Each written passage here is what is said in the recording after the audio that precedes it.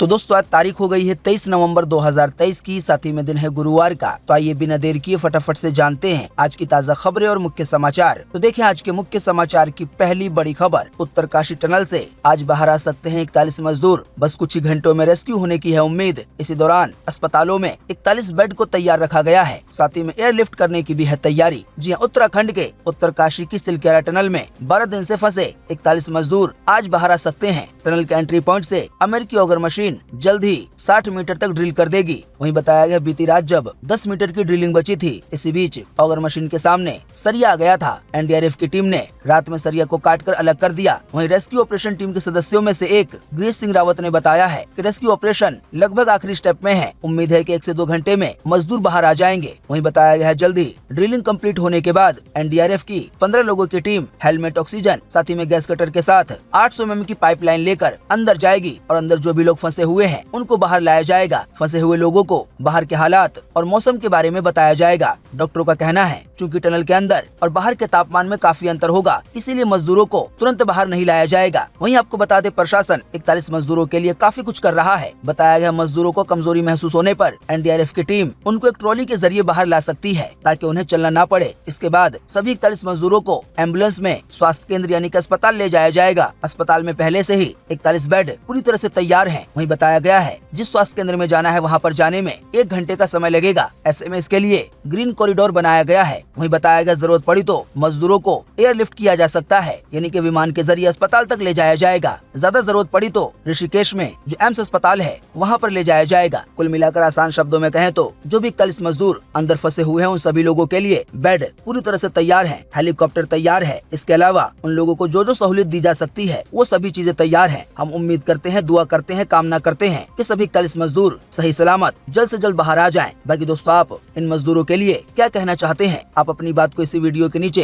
Comment box में लिखना ना भूलें, क्योंकि आज का दिन अपने देश के लिए एक बहुत बड़ा दिन होने वाला है। देखिए अगली खबर, इजराइल में आज लौटेंगी खुशियां, रोजाना 10-10 बंधकों को छोड़ेगा हमास। हिजबुल्लाह भी हो गया है शांति को तैयार। जी हाँ, इजराइल और हमास में कैदियों की अदला बदली को लेकर जो शांति समझौता हुआ था वो आज से लागू हो जाएगा, यानी कि आज 23 नवंबर से। इसी के साथ 40 दिनों से अपनों का इंतजार कर रहे इजरायलियों की बेसब्री और ज्यादा बढ़ गई है। तय समझौते के अनुसार हमास आज से रोजाना 10-10 की संख्या में इजरायली कैदियों को रिहा करेगा। ऐसे में 4 दिनों में लगभग 50 कैदियों की रिहाई तय मानी जा रही है। हालांकि संभावना है कि अगर हमास इजरायली बंधकों की रिहाई जारी रखता है, यानी कि रोजाना 10-10 या इससे कम या ज्यादा बंधकों को छोड़ता रहता है, तो युद्ध उतने दिन तक रुका रहेगा। हालांकि फिलहाल ये तय है कि 4 से 5 दिन तक इजराइल कहीं पर भी हमला नहीं करेगा, क्योंकि ये समझौता हुआ है। समझौते की शर्त है हमास की ओर से कि जंग को 4 से 5 दिनों के लिए रोका जाए। वहीं इजराइल की शर्त है कि उसके बंधकों को छोड़ा जाए। तो फिलहाल 4 से 5 दिन तक ये उम्मीद की जा सकती है कि किसी की भी जान नहीं जाएगी और बंधक भी छूट जाएंगे। आपको बता दें इसी बीच हमास का कहना है कि वो 240 बंधकों में से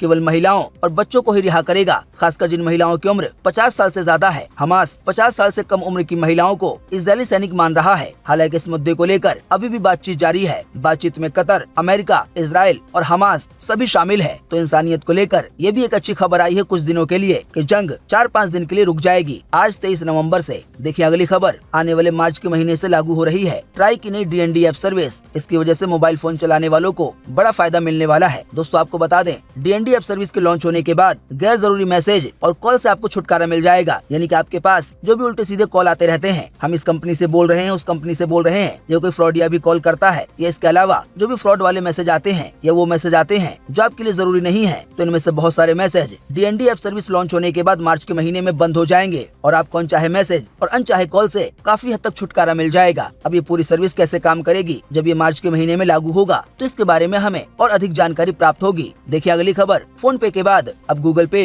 और पेटीएम से मोबाइल रिचार्ज करना फ्री नहीं रहा। जी हाँ, गूगल पे और पेटीएम भारत के बड़े पेमेंट ऐप हैं। इसी बीच ये खबर आ रही है कि अब जीपे यानी कि गूगल पे और पेटीएम ने अपने ग्राहकों से मोबाइल रिचार्ज करने पर एक छोटा सा सुविधा शुल्क लेना शुरू कर दिया है। आपको बता दें इससे पहले ये सेवा बिना किसी एक्स्ट्रा शुल्क के पूरी तरह से फ्री थी, यानी कि आपको जब भी अपना मोबाइल रिचार्ज करना पड़ता था या किसी का भी, तो आपके उतने ही पैसे कटते थे जितना प्लान का प्राइस है। लेकिन अब आपको 1 या 2 रुपए एक्स्ट्रा देने पड़ेंगे। सर्विस चार्ज के रूप में। आपको बता दें ऐसा चार्ज फोन पे ऐप पर पहले से ही लग रहा है, लेकिन अब ये चार्ज गूगल पे और पेटीएम पर भी अब लगेगा। हालांकि आपको बता दें आप चाहे तो अपने 2 या 3 रुपए एक छोटा सा काम करके बचा सकते हैं। इसके लिए आपको जिस भी कंपनी का सिम है उसका ऑफिशियल ऐप डाउनलोड करना पड़ेगा। जैसे कि अगर आपके पास एयरटेल का सिम है तो एयरटेल का अपना ऐप आता है माई एयरटेल के नाम से, आप इस ऐप को डाउनलोड कर लीजिए। ऐसे ही आप जियो के ऐप को डाउनलोड कर सकते हैं। डाउनलोड करने के बाद आपको अपने नंबर से लॉगिन करना है। अब जब आप सिम कंपनी की अपने ऐप से रिचार्ज करेंगे तो आपको यहाँ पर भी फोन पे का, पेटीएम का और बाकी सभी यूपीआई ऐप का ऑप्शन मिल जाएगा। तो आप यहाँ से फोन पे के जरिए या गूगल पे के जरिए जब पेमेंट करेंगे तो आपका 1 भी रुपया एक्स्ट्रा नहीं लगेगा। लेकिन अगर आप सीधे फोन पे से, गूगल पे से या पेटीएम से पे करने जाएंगे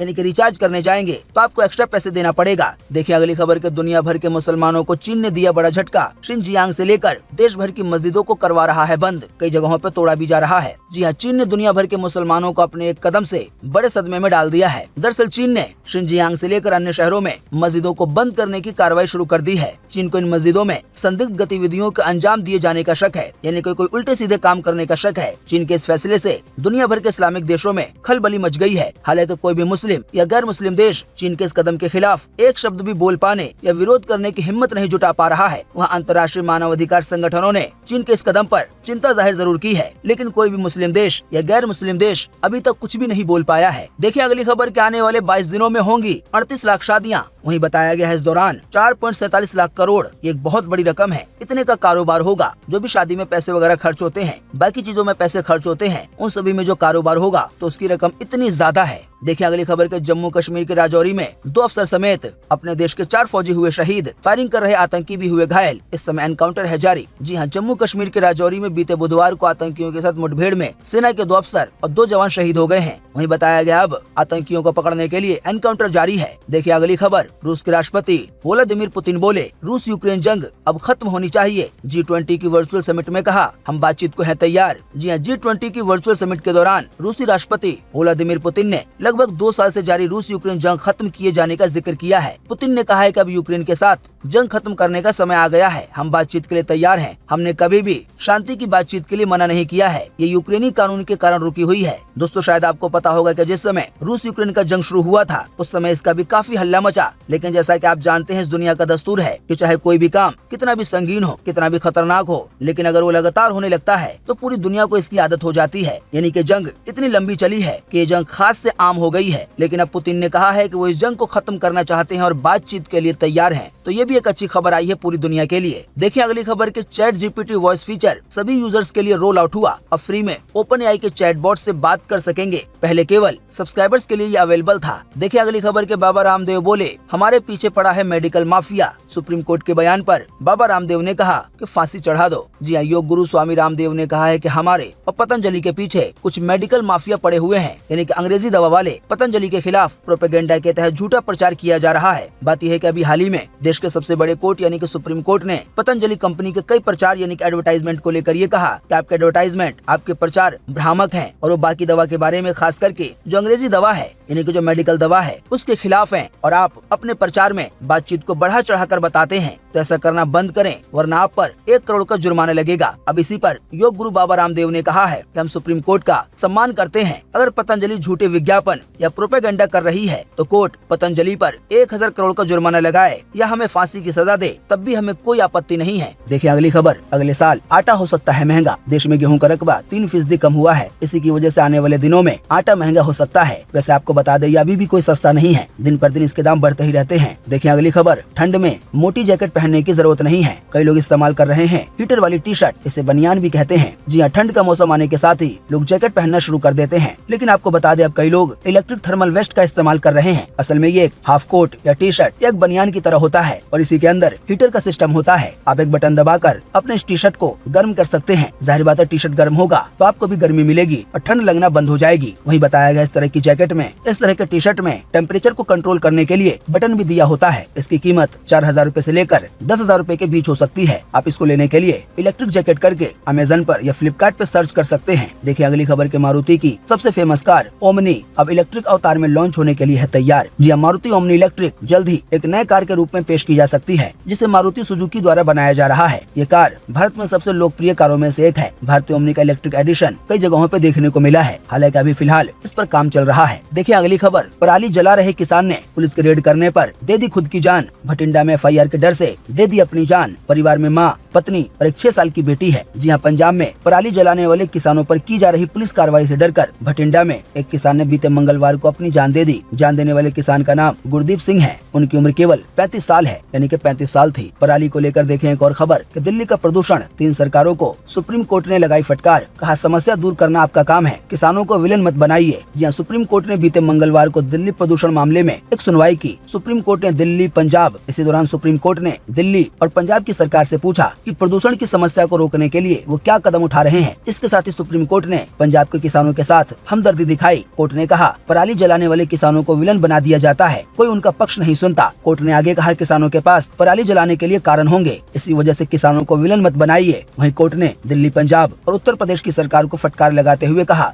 बीते 6 साल में ये सबसे प्रदूषित नवंबर रहा है। हमें समस्या पता है और उस समस्या को दूर करना आपका काम है। देखिए अगली खबर, राजस्थान में कांग्रेस का घोषणा पत्र हुआ जारी। इसमें कहा गया है कि 10 लाख युवाओं को नई नौकरियां दी जाएंगी। इसके अलावा भी कई बड़े बड़े वादे किए गए हैं। जी राजस्थान में कांग्रेस ने वोटिंग से 4 दिन पहले अभी हाल ही में बीते मंगलवार को अपना घोषणा पत्र जारी किया है। इसे जन घोषणा पत्र 2 का नाम दिया गया है। पार्टी ने चिरंजीवी स्वास्थ्य सुरक्षा बीमा की राशि 25 लाख रुपए से बढ़ाकर 50 लाख रुपए करने का वादा किया है। वहीं युवाओं के लिए 10 लाख नौकरियों का वादा किया है। वहीं किसानों से MSP पर फसल खरीद का कानून बनाने और किसानों को 2 लाख रुपए तक का ब्याज मुक्त लोन देने का वादा किया है। इसके साथ ही गाँव के व्यापारियों को 5 लाख रुपए तक बिना ब्याज कर्ज देने का वादा किया है। इसके साथ ही किसान क्रेडिट कार्ड की तर्ज पर व्यापारी क्रेडिट कार्ड बनाया जाएगा, ऐसा वादा किया गया है। वहीं बताया गया समाज के सभी तबकों के लिए समान सामाजिक कल्याण की भावना पर जाति आधारित जनगणना करवाई जाएगी, जैसा कि अभी हाल ही में बिहार में हुआ। इसका भी वादा किया गया है। देखिए अगली खबर के, राहुल गांधी ने कहा PM का मतलब है पनौती मोदी। अच्छा खासा लड़के वर्ल्ड कप जीत रहे थे, यह अलग बात है कि हरवा दिया। जी हाँ, राहुल गांधी ने अभी हाल ही में PM मोदी पर निशाना साधते हुए कहा है कि अभी हाल ही में इंडिया की जो टीम हार गई है तो वो हुआ है PM मोदी की वजह से।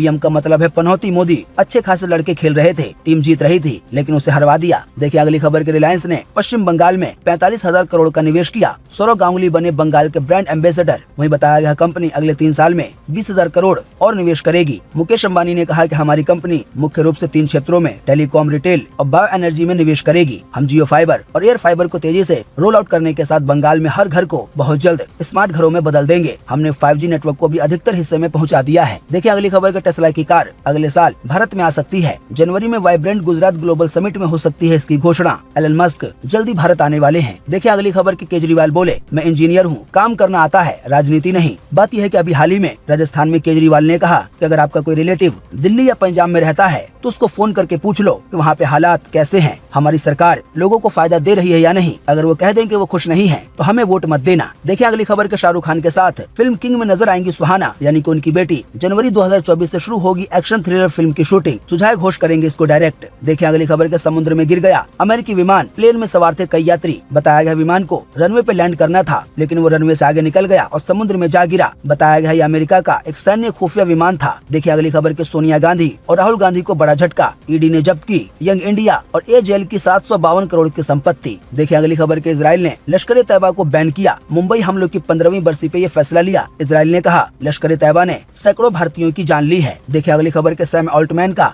माइक्रोसॉफ्ट में जाना ताज़ा जानकारी के मुताबिक अभी तय नहीं है। हालांकि बीते रोज ये कहा गया था कि उन्होंने फाइनली माइक्रोसॉफ्ट कंपनी ज्वाइन कर ली है। बताया गया है OpenAI बोर्ड मेंबर अगर पद छोड़ेंगे तो ऑल्टमैन दोबारा OpenAI कंपनी में जा सकते हैं। आपको बता दें OpenAI वही कंपनी है जिसने ChatGPT को बनाया है और सैम ऑल्टमैन उसी के को-फाउंडर हैं। देखिए अगली खबर के, एकता कपूर को मिला इंटरनेशनल एमी अवार्ड। ये सम्मान हासिल करने वाली वो पहली भारतीय महिला बनी है। देखिए अगली खबर के, इराक में बारिश की वजह से बाढ़ जैसे हैं हालात, कई घर और बिजनेस को नुकसान पहुंच रहा है। इससे जुड़े वीडियो हुए हैं जारी। वीडियो में देखा जा सकता है कि कैसे घरों में पानी भर गया है। देखिए अगली खबर, सिंघम अगेन में फिर दहाड़ेंगे अजय देवगन। रोहित शेट्टी ने कहा बाजीराव सिंघम वापस आ गया है। 15 अगस्त को रिलीज होगी ये फिल्म, यानी कि सिंघम अगेन। तो दोस्तों उम्मीद करते हैं कि आज की इस वीडियो से आपको काफी कुछ जानकारी मिली होगी। हम बस इसके बदले में आपसे इतना ही चाहते हैं कि आप इस वीडियो को लाइक कर दें और शेयर कर दें, क्योंकि आपका लाइक और शेयर करना ही होता है हमारी मेहनत का फल। वीडियो देखने के लिए आपका बहुत बहुत धन्यवाद। Thanks for watching.